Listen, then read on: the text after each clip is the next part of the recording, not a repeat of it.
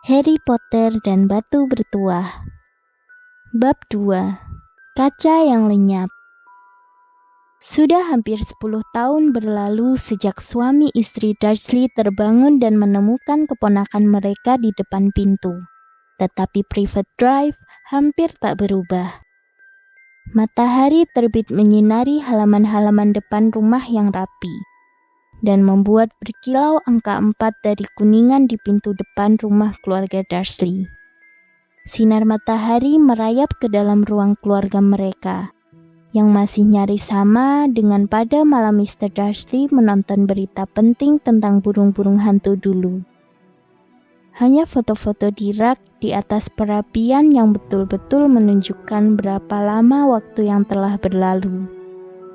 10 tahun yang lalu, ada banyak foto anak yang tampak seperti bola pantai besar merah jambu, memakai topi yang warnanya berbeda-beda. Tetapi sekarang, Dudley Dursley sudah bukan bayi lagi. Dan sekarang foto-foto itu menunjukkan anak gemuk berambut pirang menaiki sepeda roda 3 pertamanya, naik komedi putar, bermain komputer dengan ayahnya, dipeluk dan dicium ibunya. Dalam ruang itu sama sekali tak ada tanda-tanda bahwa ada anak lain yang tinggal di rumah itu. Padahal Harry Potter masih di situ. Saat ini sedang tertidur. Tapi tak akan lama lagi, bibinya, Petunia, sudah bangun.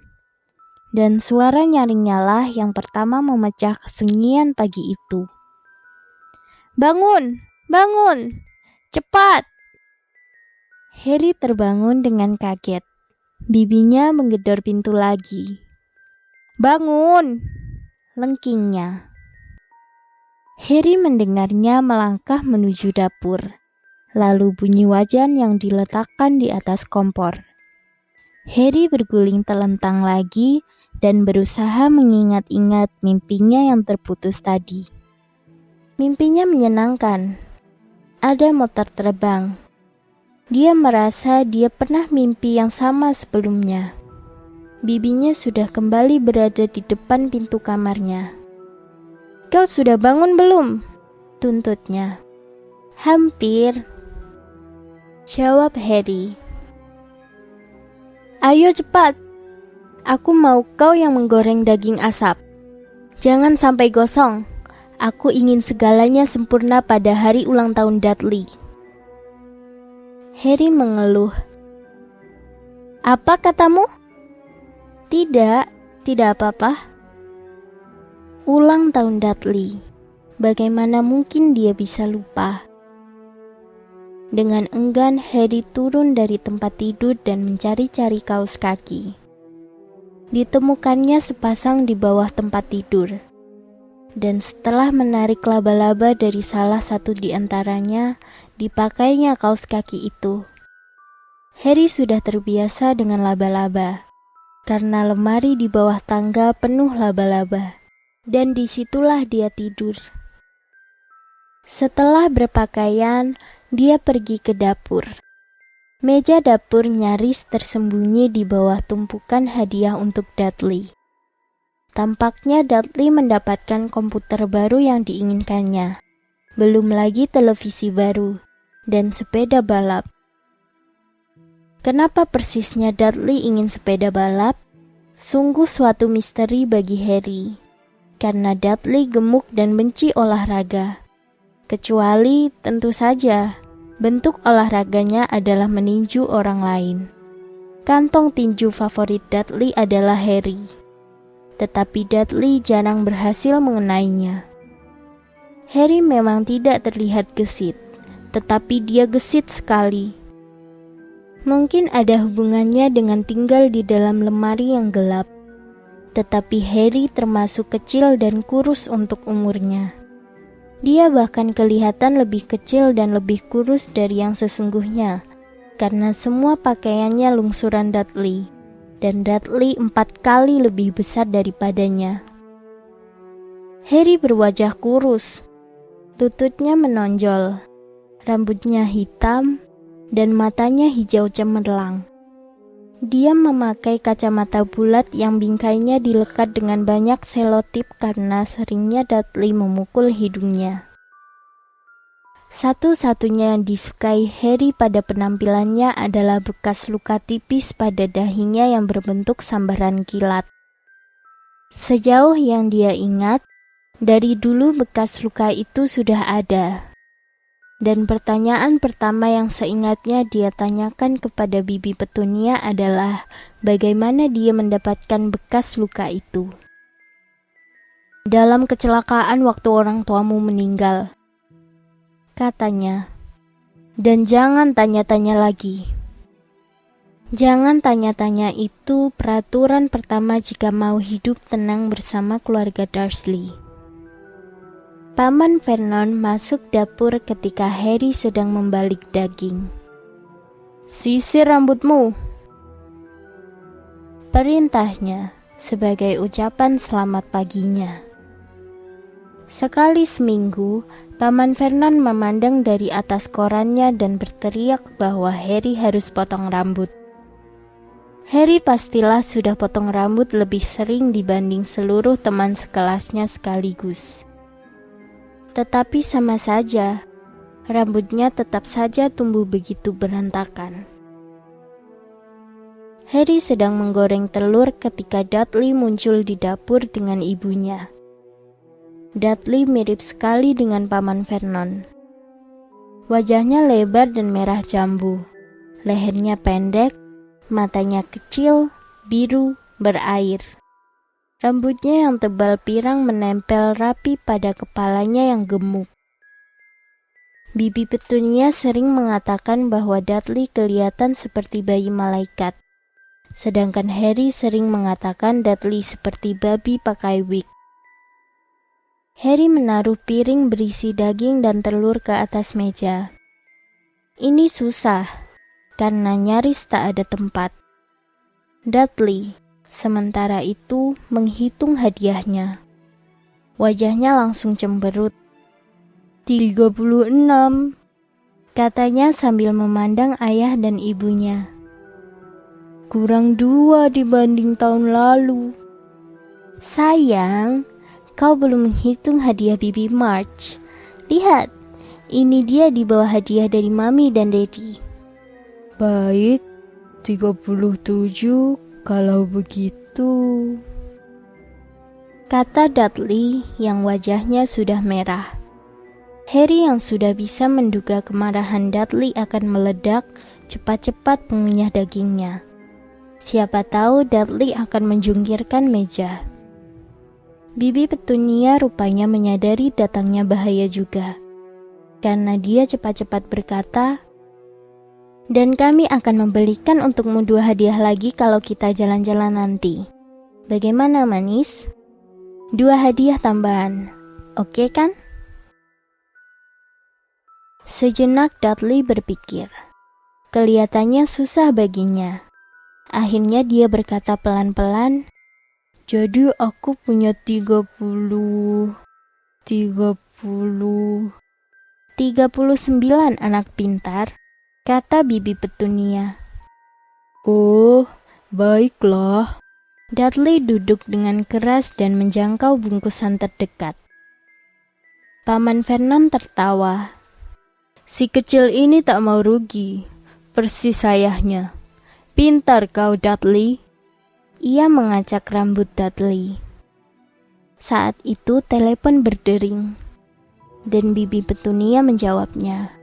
Sementara Harry dan Paman Vernon menonton Dudley membuka sepeda balap, kamera, pesawat terbang mainan yang dikendalikan remote control, 16 permainan komputer, dan perekam video. Dia sedang merobek kertas pembungkus arloji emas ketika Bibi Petunia muncul kembali dengan wajah marah dan cemas. "Kabar buruk, Vernon. Mrs. Figg kakinya patah, jadi tak bisa dititipi dia."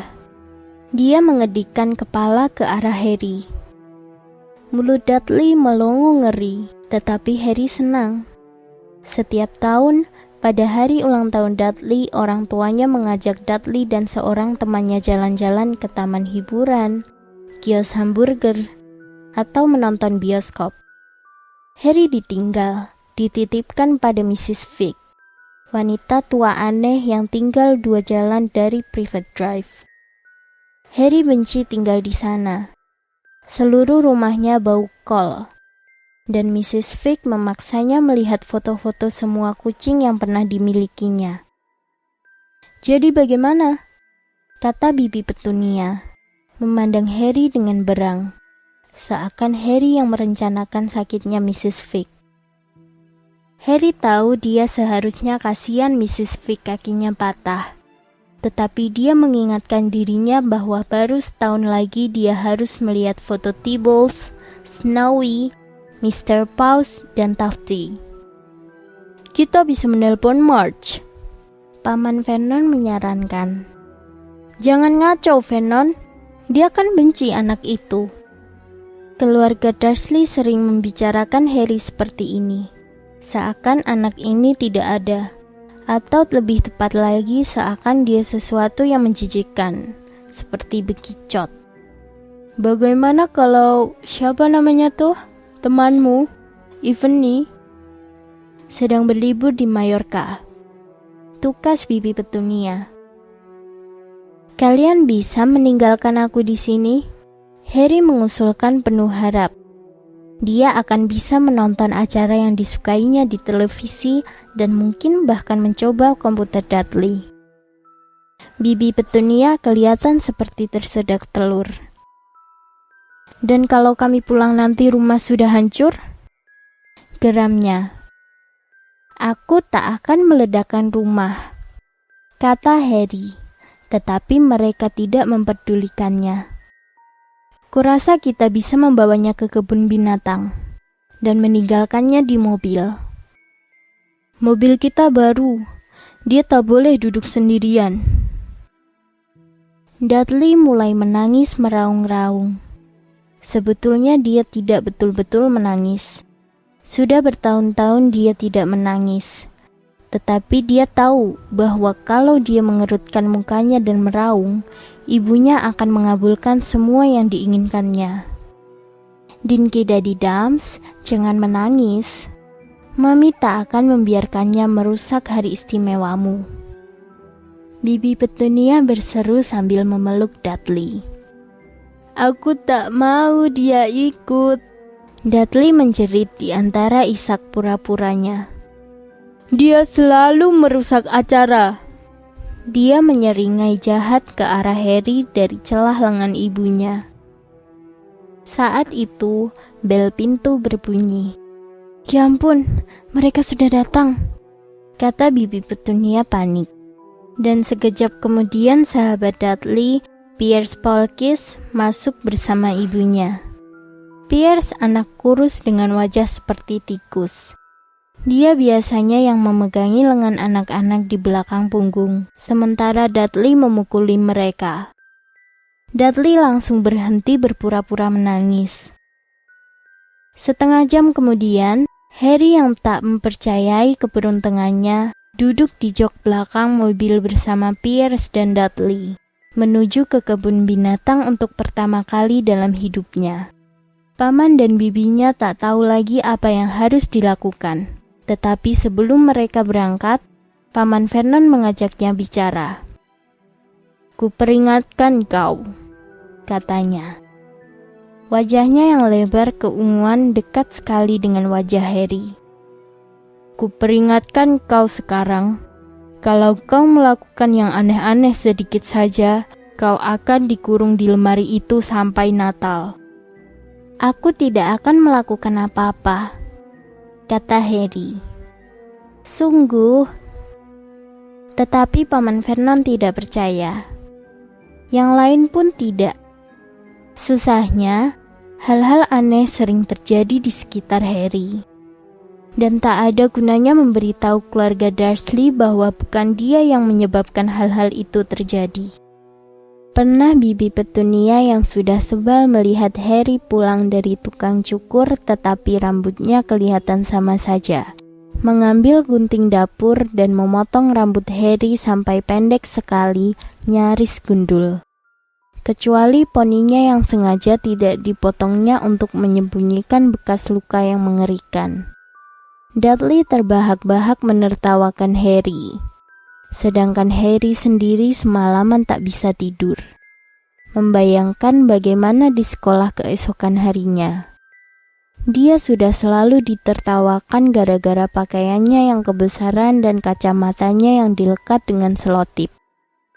Tapi paginya, ternyata rambutnya sudah persis lagi dengan sebelum Bibi Petunia mencukurnya. Dia dikurung selama seminggu dalam lemarinya gara-gara ini. Walaupun dia sudah mencoba menerangkan bahwa dia tidak bisa menjelaskan bagaimana rambutnya bisa tumbuh kembali secepat itu. Pada kesempatan lain, Bibi Petunia memaksanya memakai sweater tua Dudley yang menjijikkan, coklat dengan bulatan-bulatan hitam. Semakin Bibi Petunia memaksa menariknya melewati kepala Harry, sweater itu semakin mengecil, sampai akhirnya cuma seukuran baju boneka tangan, dan jelas tak akan cukup dipakai Harry. Bibi Petunia memutuskan pastilah sweater itu mengerut ketika dicuci. Dan betapa leganya Harry, dia tidak dihukum karena ini. Tetapi sebaliknya, dia mendapat kesulitan besar gara-gara ditemukan di atap dapur sekolah. Seperti biasa, geng Dudley mengejar-ngejarnya. Dan Harry sama kagetnya dengan yang lain ketika tiba-tiba saja dia sudah duduk di atas cerobong asap. Mr. dan Mrs. Dursley menerima surat dari ibu kepala sekolah yang sangat marah karena Harry telah memanjat-manjat bangunan sekolah. Tetapi sebetulnya yang dilakukannya hanyalah seperti diteriakannya kepada Paman Vernon dari dalam lemarinya yang terkunci, melompat ke belakang tempat sampah besar di luar pintu dapur. Harry menduga pastilah saat melompat itu dia terbawa angin ke atas. Tetapi hari ini semua akan berjalan mulus.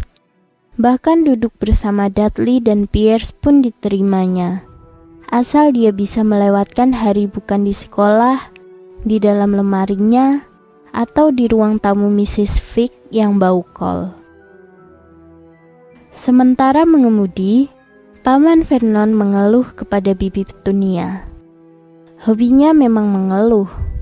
Orang-orang di kantornya, Harry, para wakil rakyat, Harry, Bank, dan Harry hanya beberapa saja dari topik favoritnya. Hari ini sepeda motor.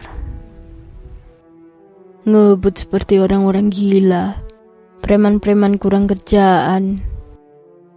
Komentarnya ketika ada motor yang menyalip mereka. Aku pernah mimpi tentang motor.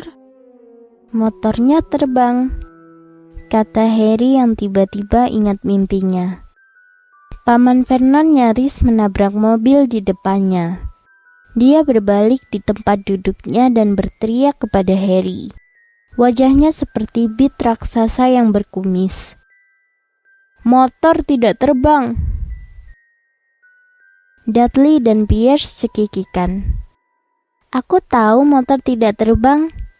Itu kan cuma mimpi, kata Harry.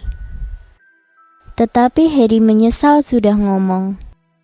Kalau ada hal lain yang dibenci keluarga Dursley, itu adalah jika Harry menyebut-nyebut sesuatu yang tidak semestinya terjadi.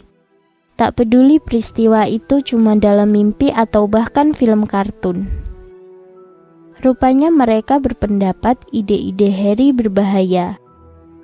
Hari Sabtu itu cerah sekali, dan kebun binatang penuh dikunjungi keluarga-keluarga. Mr. dan Mrs. Dursley membelikan Dudley dan Pierce es krim coklat besar di pintu masuk. Dan karena si gadis penuh senyum di mobil es krim itu sudah terlanjur menanyai Harry, dia ingin es krim apa sebelum mereka sempat mengajak Harry pergi, mereka membelikannya es loli lemon yang murah. Cukup enak juga, pikir Harry yang menjilati es lolinya sambil menonton gorila yang menggaruk-garuk kepalanya dan bertampang mirip Dudley. Hanya saja rambutnya tidak pirang. Belum pernah Harry segembira ini. Dia berhati-hati, berjalan agak jauh dari keluarga Dursley agar Dudley dan Pierce yang menjelang makan siang sudah mulai bosan dengan binatang-binatang tidak kembali melakukan hobi favorit mereka, yaitu memukulinya. Mereka makan di restoran kebun binatang. Dan ketika Dudley marah-marah karena es krimnya kurang besar, Paman Vernon membelikannya porsi yang lebih besar dan Harry diizinkan menghabiskan pesanan pertamanya. Harry belakangan merasa bahwa seharusnya dia tahu hal menyenangkan seperti ini tak mungkin berlangsung terus. Setelah makan siang, mereka mengunjungi rumah reptil. Di dalam rumah reptil sejuk dan gelap, dengan jendela-jendela berlampu di sepanjang dindingnya. Di balik kaca, berjenis-jenis kadal dan ular merayap dan melata di atas potongan-potongan kayu dan batu. Dudley dan Pierce ingin melihat kobra besar beracun dan sanca raksasa yang bisa meremuk manusia. Dudley segera menemukan ular terbesar di tempat itu. Ular itu bisa membelitkan tubuhnya 2 kali ke mobil Paman Vernon dan meremuknya seperti kaleng kerupuk. Tetapi saat ini kelihatannya dia sedang malas. Sebetulnya dia malah sedang tidur nyenyak. Dudley berdiri dengan hidung menempel di kaca, memandang gulungan coklat berkilat itu. "Suruh dia bergerak!" rengeknya pada ayahnya. Paman Vernon mengetuk kaca, tetapi si ular diam saja. "Ketuk lagi," Dudley menyuruh. Paman Vernon mengetuk keras dengan buku-buku jarinya, tetapi si ular tetap saja tertidur. "Sungguh membosankan," keluh Dudley. Dia pergi. Harry ganti bergerak ke dekat kaca dan memandang si ular lekat-lekat. Dia tak akan heran kalau si ular mati karena bosannya. Tak ada teman selain orang-orang bodoh yang mengetuk-ngetuk kaca, mencoba mengganggunya sepanjang hari. Ini lebih parah daripada menggunakan lemari sebagai kamar tidur, dengan satu-satunya pengunjung adalah Bibi Petunia yang menggedor-gedor pintu untuk membangunkannya. Paling tidak dia kan bisa ke bagian rumah yang lain. Ular itu tiba-tiba membuka matanya yang seperti manik-manik. Pelan, sangat pelan. Ia mengangkat kepalanya sampai matanya sejajar dengan mata Harry. Mata itu mengedip. Harry terbelalak. Kemudian dia cepat-cepat memandang berkeliling untuk memastikan tak ada yang melihat. Ternyata memang tak ada. Dia kembali memandang si ular dan balas mengedip juga. Si ular mengedipkan kepala ke arah Paman Vernon dan Dudley. Kemudian mendongak ke langit-langit. Pandangannya kepada Harry seakan jelas berkata, "Sepanjang waktu memang seperti itu." "Aku tahu," gumam Harry lewat kaca, meskipun dia tak yakin si ular bisa mendengarnya. Pastilah sangat menyebalkan. Si ular mengangguk-angguk bersemangat. "Kau berasal dari mana sih?" tanya Harry. Ular itu menggerakkan ekornya ke arah papan kecil di sebelah kaca. Harry membaca tulisannya.